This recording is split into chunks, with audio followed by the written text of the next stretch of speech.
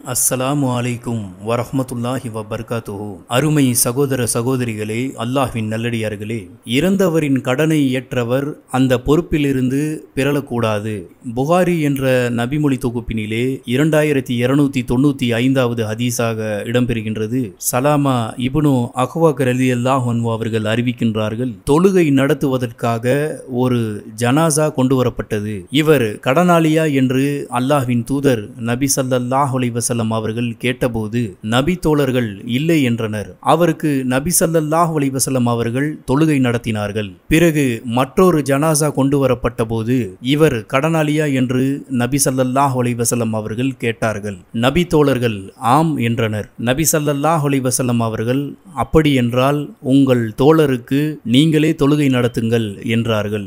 அப்போது அபூ கதாதா ரலியல்லாஹு அன்ஹு அவர்கள், இறைத்தூதர் அவர்களே, இவர் கடனுக்கு நான் பொறுப்பு என்று கூறியதும் அவருக்கு நபி ஸல்லல்லாஹு அலைஹி வஸல்லம் அவர்கள் தொழுகை நடத்தினார்கள். ஆக இறந்தவர் கடனாளியாக இருந்தால் அந்த கடனை ஏற்றவர் அந்த பொறுப்பிலிருந்து பிறழக்கூடாது.